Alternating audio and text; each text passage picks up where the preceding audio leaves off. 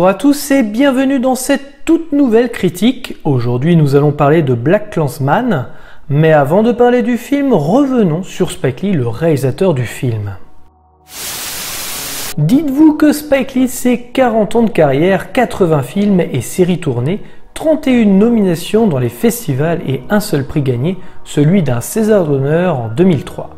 Il est acteur, réalisateur, scénariste, créateur, monteur et producteur. Je vais surtout vous parler de deux films qui m'ont marqué car je n'ai pas vu toute la carrière du monsieur. Il est le réalisateur de Malcolm X et de Inside Man, tous les deux avec Denzel Washington. Et ce sont les longs métrages les plus connus du réalisateur.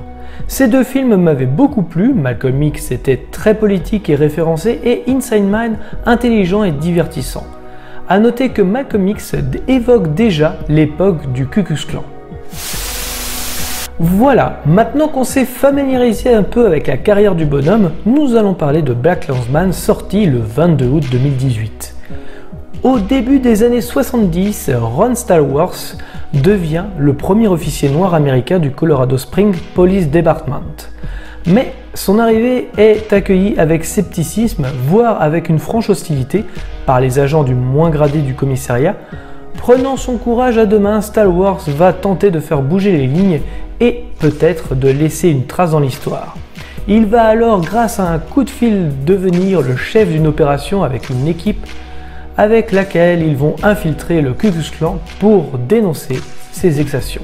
Il va même entretenir un rapport privilégié avec le grand wizard du clan, David Duke, enchanté par l'engagement de Ron en faveur d'une Amérique blanche.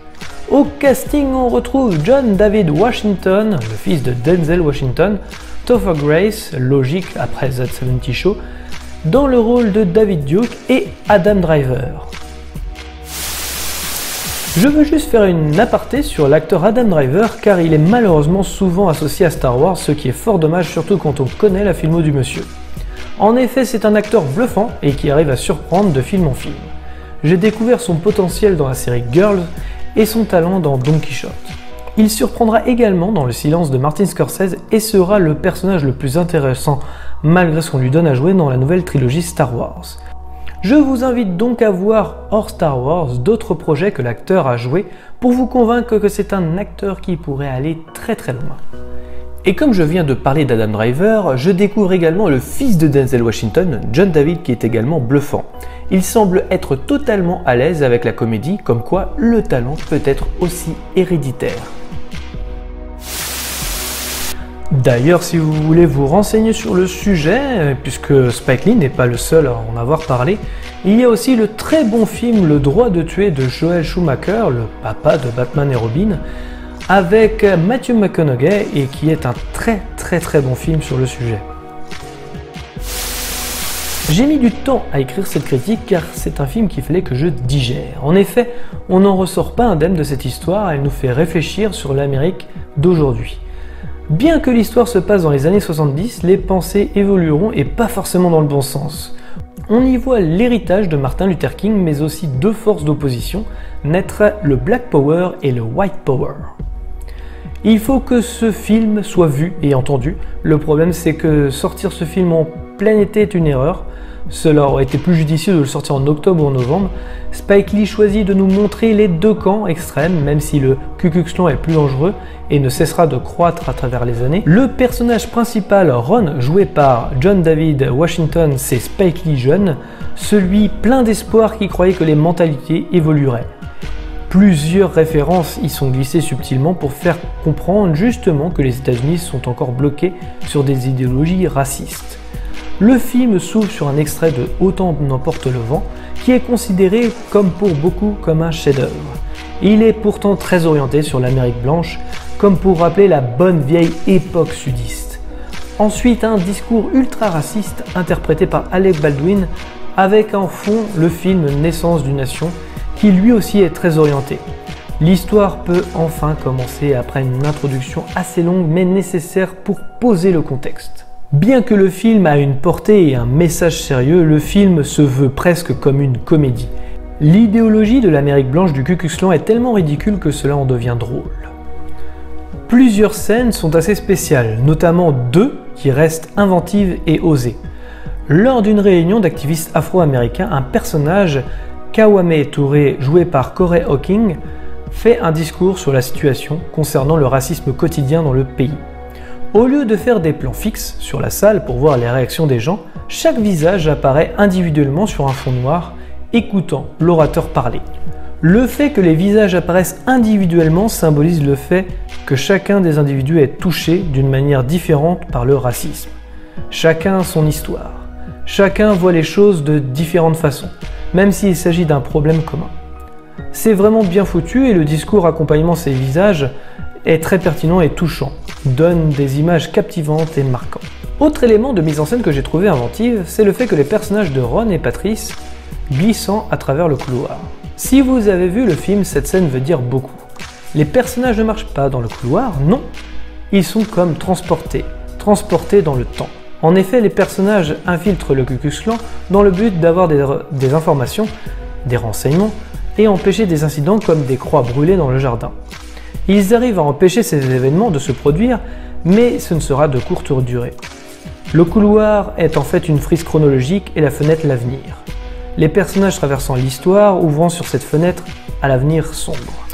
Cette scène, c'est comme une transition pour des images d'archives qui vont suivre sur les événements de Charlottesville en 2017, d'où le couloir du temps. Cette scène peut sembler space, mais en fait est totalement réfléchie. Le fait que le film se passe dans les années 70 n'est pas anodin. C'est pour que le spectateur se dise qu'heureusement que les mentalités ont évolué. Cependant, le film se terminera comme un coup derrière la tête avec le sentiment que la situation n'a pas évolué, ou en tout cas a évolué en pire. Pourtant, le film disperse des indices évidents. Ron Stallworth intègre le renseignement et un flic indique qu'un jour, un des membres du Ku Klux Klan pourrait prendre le pouvoir, et c'est là que Ron indique que ce serait impossible. Pour information, David Duke, joué par Topher Grace, dans le film, a soutenu le candidat Donald Trump à l'élection présidentielle. Donald Trump soutiendra ces activistes par la suite, même après les événements de Charlottesville. Les propos tenus dans le film sont assez scandaleux pour la communauté noire et pourtant tellement d'actualité que cela fait très peur.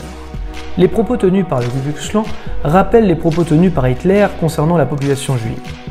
Ils démontrent aussi la débilité des propos tenus et le racisme ordinaire. L'infiltration donne des scènes assez folles où les membres semblent ne pas avoir un QI très élevé. Bien évidemment, Spike Lee n'oublie pas les hommes et les femmes blanches et noires travaillant ensemble. Comme je le disais plus haut, Spike Lee s'identifie plus à Ron sur une Amérique proche de Martin Luther King, à savoir ni de Black Power ni de White Power, mais l'humanité tout simplement. Il montre toutes les facettes des Américains, les extrêmes avec le Ku Klux Klan, mais aussi les activistes Black Panther, les Américains utilisant le racisme ordinaire et enfin les blancs et noirs qui pensent qu'on est tous libres et égaux en droit. Une fois l'histoire du film terminée, des images d'archives avec un son explosif montrant 2017 et Charlottesville où une jeune femme perdait la vie. Des images fortes et dures montrant les conséquences du mouvement Ku Klux Klan. En résumé, BlacKkKlansman est une réussite à tous les niveaux. Son seul défaut ce serait quelques petites longueurs parfois, mais personnellement ça m'a pas dérangé. C'est un réel coup de cœur pour moi et il m'arrive d'avoir la voix qui tremblote encore quand je repense à certaines images. La mise en scène est inventive et recherchée, le scénario et les dialogues minutieusement bien écrits et les acteurs sont tous impliqués. Je ne peux que vous dire de voir, de réagir, de partager ce film avec le plus grand nombre de personnes que vous connaissez.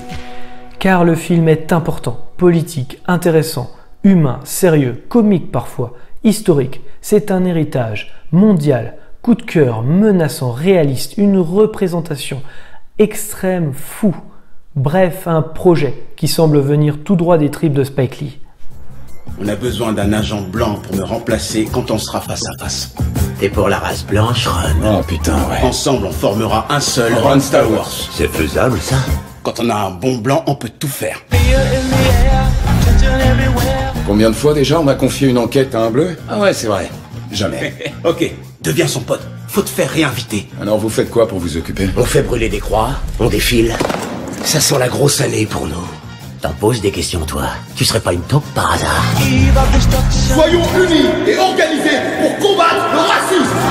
C'est pour la libération du peuple noir. Le pouvoir au peuple. Les pleins pouvoirs au peuple. Tu l'as dit, ma sœur. Pour toi, c'est une croisade. Pour moi, c'est un boulot. T'es juif.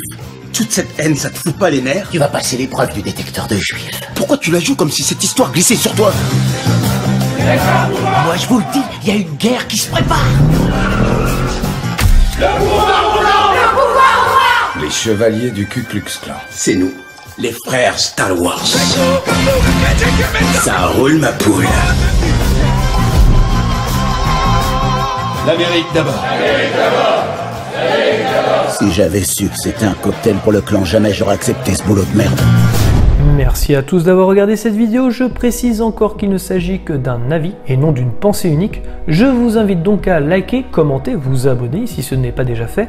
Nous sommes disponibles également sur notre site officiel movies365.fr, Facebook et Twitter. Les liens sont dans la description. Dans tous les cas, rendez-vous dans les salles obscures pour de nouvelles aventures.